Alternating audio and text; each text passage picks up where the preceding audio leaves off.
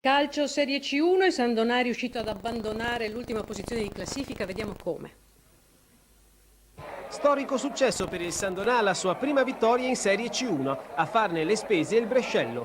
I biancocelesti di Rocchi stavolta hanno puntato più sul risultato che sul bel gioco. La cronaca, al settimo è Barban di testa ad andare a segno. 20 minuti dopo il raddoppio dagli sviluppi di un calcio d'angolo, è Bolletta ad approfittare della respinta della difesa. Il San Doná retra nella propria metà campo e ne approfittano gli ospiti, che prima sfiorano il gol su punizione con Bertolotti e poi con Melotti.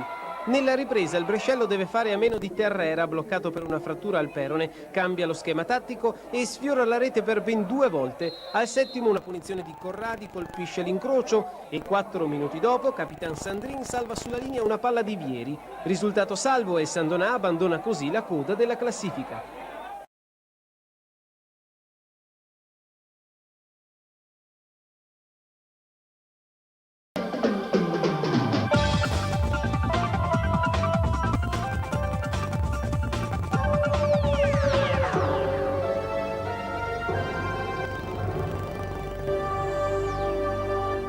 La 14ª giornata consacra le leadership di Siena e Crotone. Nel girone A i bianconeri toscani vincono il match clou a Ferrara con la SPAL e fanno il vuoto. Perde infatti anche il Cittadella con l'Albino Leffe, pareggia il Pisa a Cremona. Bottino pieno pure per Lucchese e Como in trasferta e per Carrarese, Reggiana e San Doná in casa. Ecco le partite del girone A. Filippo Vendemmiati.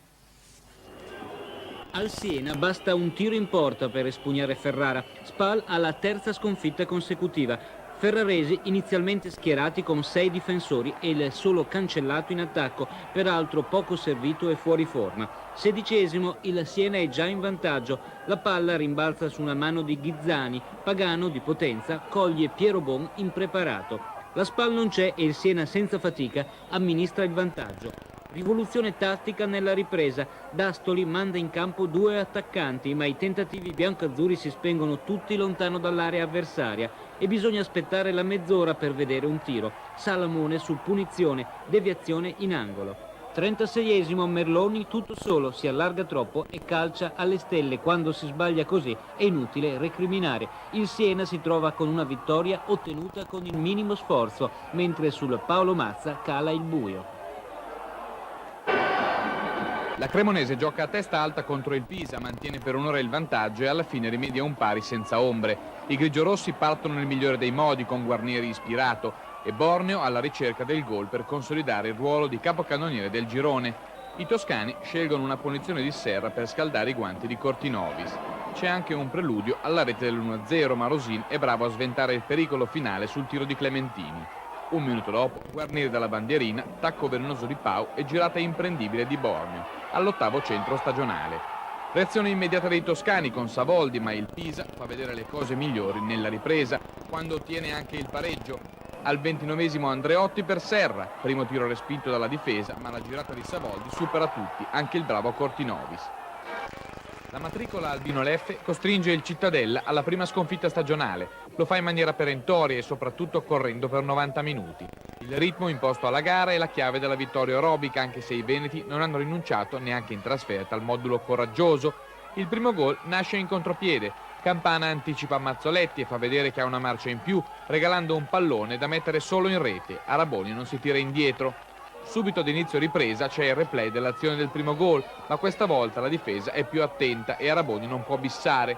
L'Albino Leffe chiude il conto al quarto d'ora. L'azione parte da Poloni, questa volta Araboni è il suggeritore, mentre l'eterno Maffioletti bagna il naso a 3 difensori e insacca. Sogna fino all'ultimo il Livorno di Tazzioli contro Modena Prodente. I toscani con Protti violano al 18esimo del primo tempo la porta di Paoletti con questa bella rovesciata. De Biasi nella ripresa presenta Putelli in avanti e gli emiliani iniziano a farsi sentire. Sblocca affaticato, in pieno recupero devia di testa un'imbeccata di Anaclerio ed è l'1-1. La Reggiana illumina i suoi tifosi con 3 gol che domano un pericoloso Varese uscito comunque a testa alta dalla insidiosa trasferta. Padroni di casa superiori nei primi 45 minuti, Orfei al terzo e Ariatti all'11esimo infilano 2 volte Brancaccio.